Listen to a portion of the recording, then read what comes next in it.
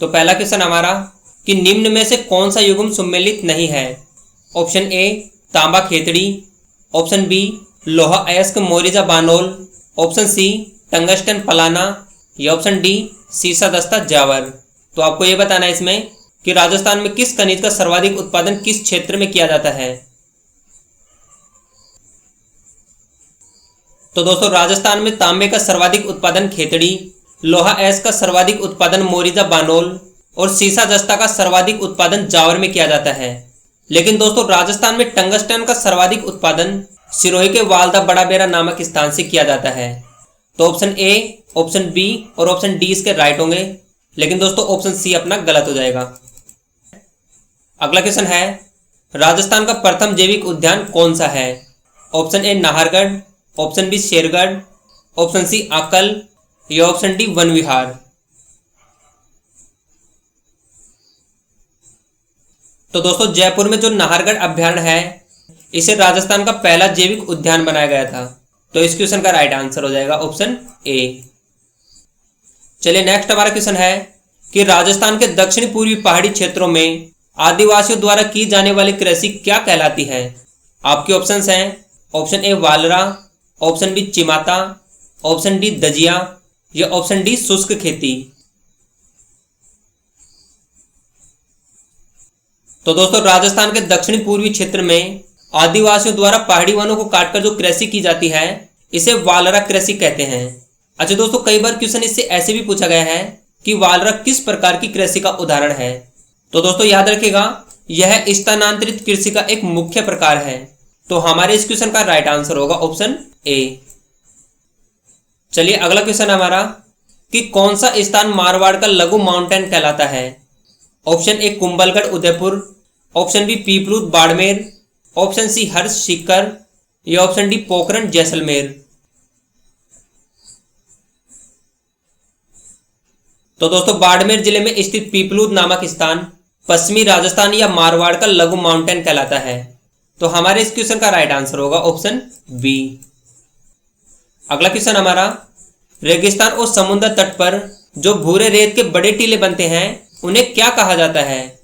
तो आपके ऑप्शन है ऑप्शन ए खड़ीन, option B sand dune, option C geyser या ऑप्शन डी उपरोक्त सभी।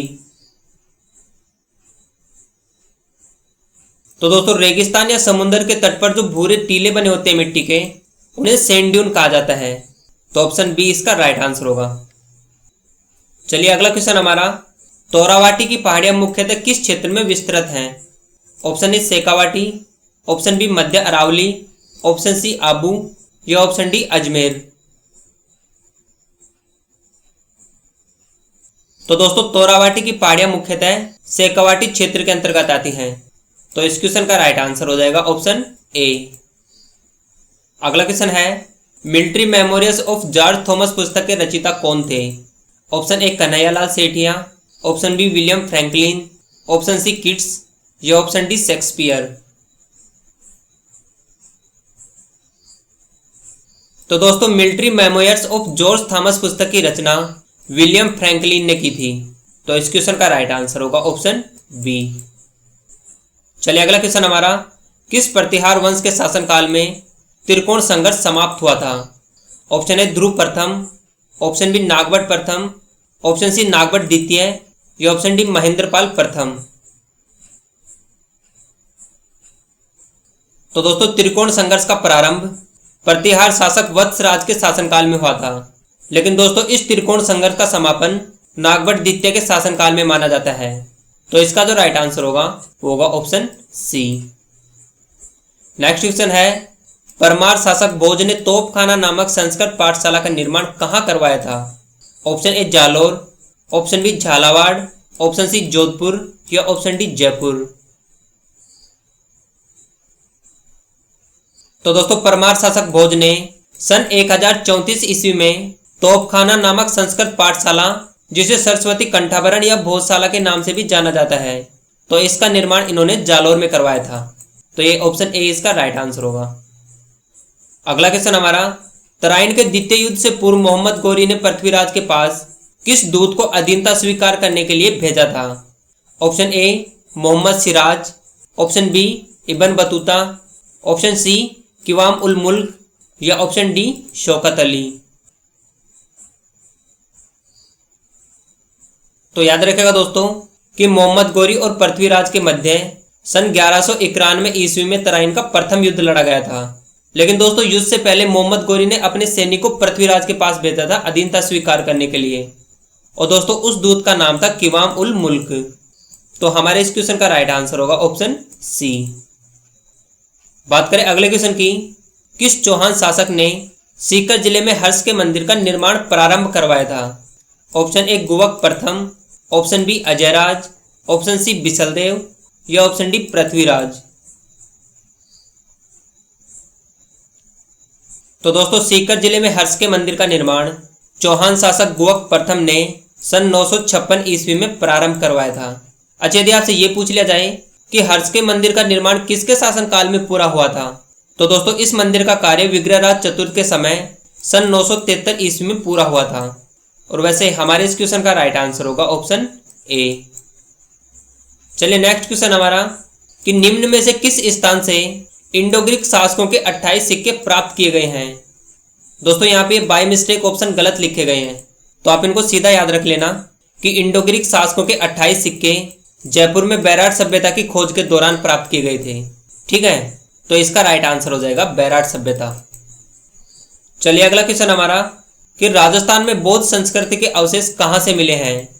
तो आपके ऑप्शंस हैं option A Ghosunda, option B Osian, option C Nagda या ऑप्शन डी बैराट। तो दोस्तों राजस्थान में बौद्ध संस्कृति के अवशेष भी बैराट सभ्यता के उत्खनन के दौरान प्राप्त किए गए थे। अच्छा, यदि आपसे ये पूछ लिया जाए कि बैराट सभ्यता की खोज किसने की थी, तो दोस्तों याद रखेगा इसकी खोज कैप्टन रॉबर्ट ने की थी। नेक्स्ट हमारा क्वेश्चन है वृहत राजस्थान का उद्घाटन किसने किया था? Option A Jawaharlal Nehru, option B Sardar Vallabh Bhai Patel, option C Rajendra Prasad या ऑप्शन डी वीपी मेनन। तो दोस्तों एकीकरण के चौथे चरण के दौरान 30 मार्च 1949 ईस्वी को वृहत राजस्थान का उद्घाटन सरदार वल्लभ भाई पटेल ने किया था। तो इस क्वेश्चन का राइट आंसर हो जाएगा ऑप्शन बी। अगला क्वेश्चन हमारा कि वंश भास्कर के रचयिता कौन थे?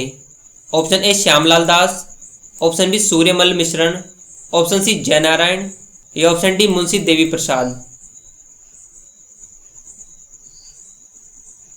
तो दोस्तों वंश भास्कर पुस्तक की रचना सूर्यमल मिश्रण द्वारा की गई थी, तो ये ऑप्शन बी इसका राइट आंसर होगा। अगला क्वेश्चन है मेवाड़ की प्रसिद्ध बड़लिया हिंदुआ लोक गाथा का संबंध राजस्थान में किस लोक देवता से है? Option A Goga ji, option B Pabu ji, option C Harbu ji या option D मामदेव ji.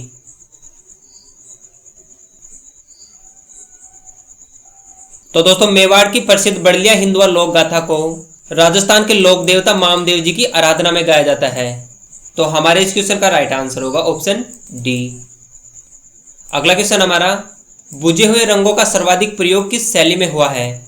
Option A Kishangarh शैली, ऑप्शन बी नागौर शैली, ऑप्शन सी आमेर चित्र शैली या ऑप्शन डी नाथद्वार शैली। तो दोस्तों हल्के या बुझे रंगों का सर्वाधिक प्रयोग राजस्थान की प्रसिद्ध नागौर शैली में किया गया है, तो ये ऑप्शन बी इसका राइट आंसर होगा। चलिए अगला क्वेश्चन हमारा कि कौन सा साहित्यकार राजस्थानी शरद या राजस्थानी दधीजी के नाम से प्रसिद्ध है? Option A Mathurlal Sharma, option B Bharat Vyas, option C Jaishankar Asopa या ऑप्शन डी मुरलीधर व्यास।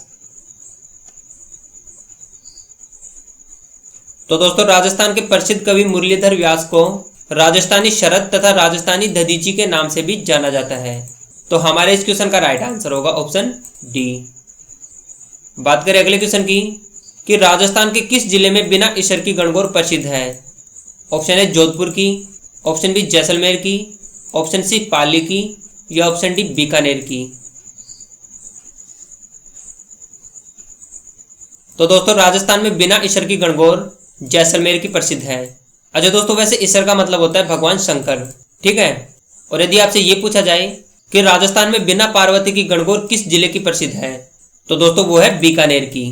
तो बिना ईसर की गणगौर जैसलमेर और बिना पार्वती की गणगौर बीकानेर की प्रसिद्ध है। तो हमारे इस क्वेश्चन का राइट आंसर होगा ऑप्शन डी। चलिए नेक्स्ट क्वेश्चन हमारा कि किस लोक देवता की स्मृति में पर्वतसल मेले का आयोजन किया जाता है। Option A Goga ji, option B Teja ji, option C Ramdev ji या ऑप्शन डी जम्बो जी। तो दोस्तों हर वर्ष पर्वतसर मेले का आयोजन नागौर जिले में तेजा जी की स्मृति में किया जाता है। याद रखिएगा दोस्तों कि जो पर्वतसर मेला है यह आय की दृष्टि से राजस्थान का सबसे बड़ा पशु मेला है। तो हमारे इस क्वेश्चन का राइट आंसर होगा ऑप्शन बी। अगला क्वेश्चन है निम्न में से कौन सी चित्र शैली पंचतंत्र चित्रांकन के लिए प्रसिद्ध है। ऑप्शन ए मारवाड़ चित्र शैली, ऑप्शन बी बूंदी चित्र शैली, ऑप्शन सी नाथद्वार चित्र शैली या ऑप्शन डी मारवाड़ चित्र शैली। तो दोस्तों राजस्थान में पंचतंत्र चित्रांकन के लिए मारवाड़ चित्र शैली सबसे प्रसिद्ध है। तो इस क्वेश्चन का राइट आंसर होगा ऑप्शन ए। चलिए नेक्स्ट हमारा क्वेश्चन है कि राज्य पुनर्गठन आयोग ने 1 नवंबर 1956 को कितने राज्य तथा संघ राज्यों का गठन किया गया था। ऑप्शन ए 14 राज्य एवं 6 संघ राज्य, ऑप्शन बी 17 राज्य तथा 6 संघ राज्य, ऑप्शन सी 14 राज्य तथा 8 संघ राज्य या ऑप्शन डी 17 राज्य तथा 9 संघ राज्य।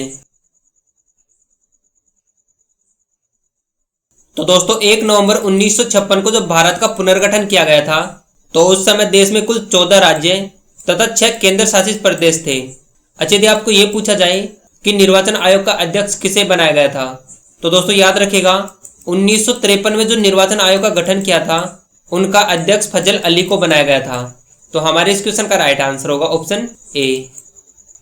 नेक्स्ट हमारा क्वेश्चन है भाषीय आधार पर आंध्र प्रदेश राज्य का गठन कब किया गया था। ऑप्शन ए 16 अगस्त 1952, ऑप्शन बी 16 सितंबर 1952, ऑप्शन सी 16 नवंबर 1952 या ऑप्शन डी 16 दिसंबर 1952। तो दोस्तों आंध्र प्रदेश भारत का प्रथम ऐसा राज्य था जिसका गठन भाषा के आधार पर 16 दिसंबर 1952 में किया गया था। तो इस क्वेश्चन का राइट आंसर होगा ऑप्शन डी। बात करें अगले क्वेश्चन की, निम्न में से किस अनुच्छेद में समानता के अधिकार का प्रावधान है। ऑप्शन ए अनुच्छेद 14, ऑप्शन बी अनुच्छेद 19, ऑप्शन सी अनुच्छेद 20 या ऑप्शन डी अनुच्छेद 21। तो दोस्तों देशवासियों के लिए समानता का अधिकार का प्रावधान भारतीय संविधान के अनुच्छेद 14 में उल्लेखित है। तो ऑप्शन ए इसका राइट आंसर होगा। नेक्स्ट हमारा क्वेश्चन है कि उच्चतम न्यायालय के न्यायाधीशों के वेतन का निर्धारण किया जाता है। ऑप्शन ए वित्त आयोग द्वारा, ऑप्शन बी मंत्रिपरिषद द्वारा, ऑप्शन सी विधि आयोग द्वारा या ऑप्शन डी संसदीय विधि द्वारा। तो दोस्तों उच्चतम न्यायालय के मुख्य न्यायाधीश तथा अन्य न्यायाधीशों के वेतन भत्ते का प्रावधान संविधान के अनुच्छेद 125 के अनुसार संसदीय विधि द्वारा किया गया है। तो इस क्वेश्चन का राइट आंसर होगा ऑप्शन डी। अगला क्वेश्चन हमारा कि संसद के दोनों सदनों की संयुक्त बैठक का प्रावधान किस संविधान से लिया गया है। ऑप्शन ए सोवियत संघ से, ऑप्शन बी ऑस्ट्रेलिया से, ऑप्शन सी कनाडा से या ऑप्शन डी संयुक्त राज्य अमेरिका से। तो दोस्तों संसद की संयुक्त बैठकों का प्रावधान भारतीय संविधान में ऑस्ट्रेलिया के संविधान से लिया गया है। तो इसका जो राइट आंसर होगा वो होगा ऑप्शन बी। बात करें अगले क्वेश्चन की, निम्न में से दुनिया की सबसे बड़ी ताजे पानी की झील कौन सी है। ऑप्शन ए सुपीरिया झील, ऑप्शन बी कैस्पियन सागर, ऑप्शन सी बैकाल झील या ऑप्शन डी टीटीकाका झील। तो दोस्तों दुनिया की सबसे बड़ी मीठे पानी की झील सुपीरियर झील है। अच्छा दोस्तों साथ ही साथ आपको ऑप्शन बी, सी और डी भी याद रखने हैं। तो दोस्तों कैस्पियन सागर विश्व की सबसे बड़ी खारे पानी की झील है, बैकाल झील विश्व की सबसे गहरी झील है और टीटीकाका झील जो कि विश्व की सबसे ऊंची झील है। और वैसे हमारे इस क्वेश्चन का राइट आंसर होगा ऑप्शन ए। नेक्स्ट हमारा क्वेश्चन है निम्न में से किस शहर को उत्तर पूर्व का प्रवेश द्वार कहा जाता है। Option A Gangtok, option B Dispur, option C Guwahati या ऑप्शन डी आइजोल। तो दोस्तों पश्चिम बंगाल में स्थित गुवाहाटी शहर को भारत के उत्तर पूर्व का प्रवेश द्वार भी कहा जाता है। तो इस क्वेश्चन का राइट आंसर हो जाएगा ऑप्शन सी। नेक्स्ट हमारा क्वेश्चन है, विश्व प्रसिद्ध चार मीनार कहाँ स्थित है? Option A Bangalore, option B New Delhi, option C Hyderabad या ऑप्शन डी मुंबई। तो दोस्तों विश्व प्रसिद्ध चार मीनार भारत में हैदराबाद शहर में स्थित है। याद रखिएगा दोस्तों, इस मीनार का निर्माण सन 1591 ईस्वी में कुतुब शाह द्वारा कराया गया था। तो हमारे इस क्वेश्चन का राइट आंसर होगा ऑप्शन सी। नेक्स्ट हमारा क्वेश्चन है कि रक्त का थक्का बनने के लिए किस विटामिन की आवश्यकता होती है? Option A vitamin C, option B vitamin K, option C vitamin E या ऑप्शन डी विटामिन डी। तो दोस्तों रक्त का थक्का बनने के लिए मुख्यतः विटामिन के की आवश्यकता होती है। तो ऑप्शन बी इसका राइट आंसर होगा। नेक्स्ट हमारा क्वेश्चन है कि निषेचन की क्रिया किस अंग में संपन्न होती है?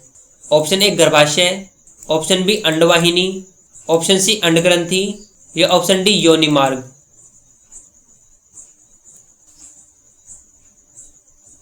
तो दोस्तों निषेचन की क्रिया मुख्यतः अंडवाहिनी में संपन्न होती है। तो इस क्वेश्चन का राइट आंसर होगा option B.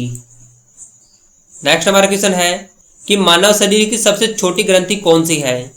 Option A thyroid ग्रंथि, ऑप्शन बी अग्नाशय ग्रंथि, ऑप्शन सी पीयूष ग्रंथि या ऑप्शन डी यकृत ग्रंथि।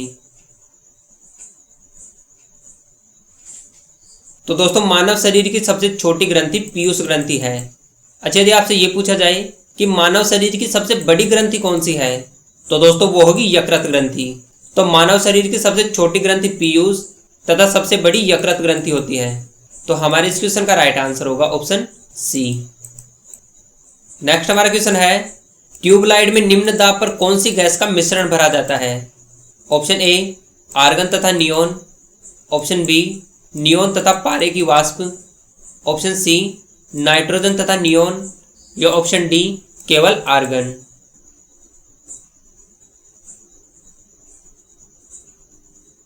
तो दोस्तों ट्यूबलाइट में मुख्यतः निम्न दाब पर गैस नियोन तथा पारे का वाष्प भरा जाता है। तो इसका जो राइट आंसर होगा वो होगा ऑप्शन बी। बात करें अगले क्वेश्चन की, किसका उपयोग यूरिया उर्वरक उत्पादन में किया जाता है? Option A carbon dioxide, option B sulphur dioxide, option C fluorine या ऑप्शन डी नाइट्रिक अम्ल। तो दोस्तों यूरिया के उत्पादन में मुख्यतः कार्बन डाइऑक्साइड का प्रयोग किया जाता है। तो इसका राइट आंसर होगा ऑप्शन ए। नेक्स्ट हमारा क्वेश्चन है, गुरुत्वीय आकर्षण क्षेत्र की तीव्रता पृथ्वी पर कहाँ अधिकतम पाई जाती है? ऑप्शन ए ध्रुव पर, ऑप्शन बी विषुवत रेखा पर, ऑप्शन सी भूकेंद्र पर या ऑप्शन डी सतह पर। तो दोस्तों पृथ्वी पर गुरुत्वाकर्षण की सबसे ज्यादा तीव्रता पृथ्वी के ध्रुवों पर पाई जाती है। तो इसका राइट आंसर होगा ऑप्शन ए। नेक्स्ट हमारा क्वेश्चन है, कंप्यूटर साक्षरता दिवस कब मनाया जाता है? ऑप्शन ए 2 दिसंबर, ऑप्शन बी 5 दिसंबर, ऑप्शन सी 12 दिसंबर या ऑप्शन डी 24 दिसंबर। तो दोस्तों हर साल 2 दिसंबर को विश्व कंप्यूटर दिवस मनाया जाता है। तो ये ऑप्शन ए इसका राइट आंसर होगा। नेक्स्ट हमारा क्वेश्चन है, इनपुट को आउटपुट में रूपांतरित किया जाता है। ऑप्शन ए मॉनिटर द्वारा, ऑप्शन बी सीपीयू द्वारा, ऑप्शन सी मेमोरी द्वारा या ऑप्शन डी परिफेरल्स द्वारा। तो दोस्तों सीपीयू जिसे कंप्यूटर का मस्तिष्क भी कहा जाता है, यह इनपुट को आउटपुट में तथा आउटपुट को इनपुट में रूपांतरित करता है। तो ऑप्शन बी इसका राइट आंसर होगा। अगला क्वेश्चन हमारा, ईडीपी क्या है? Option A electronic data power, option B electronic data personal, option C electronic data part या option D electronic data processing. तो दोस्तों ईडीपी की फुल फॉर्म होती है इलेक्ट्रॉनिक डेटा प्रोसेसिंग। तो इस क्वेश्चन का राइट आंसर हो जाएगा ऑप्शन डी। चलिए अगला क्वेश्चन हमारा कि कंट्रोल शिफ्ट तथा अल्ट कुंजियों को किस नाम से जाना जाता है? ऑप्शन ए फंक्शन कुंजियां, ऑप्शन बी मॉडिफायर कुंजियां, ऑप्शन सी अल्फा न्यूमेरिक या ऑप्शन डी उपरोक्त सभी। तो दोस्तों कंट्रोल शिफ्ट तथा अल्ट कुंजियों को मुख्यतः मॉडिफायर कुंजियों के नाम से भी जाना जाता है। तो इसका जो राइट आंसर होगा वो होगा ऑप्शन बी। नेक्स्ट हमारा क्वेश्चन है कि गणना तथा तुलना के लिए कंप्यूटर के किस भाग का प्रयोग किया जाता है। Option A control unit, option B disk unit, option C modem unit या ऑप्शन डी एएलयू। तो दोस्तों कंप्यूटर में गणना तथा तुलना करने के लिए मुख्यतः एएलयू का प्रयोग किया जाता है। अच्छा दोस्तों, यदि आपसे ये पूछा जाए कि एएलयू का मतलब क्या होता है, तो दोस्तों इसकी फुल फॉर्म होती है अर्थमेटिक लॉजिक यूनिट। तो हमारे इस क्वेश्चन का राइट आंसर हो जाएगा ऑप्शन डी। चलिए नेक्स्ट हमारा क्वेश्चन है कि 3 तलाक विधेयक को लोकसभा से कब पारित किया गया था।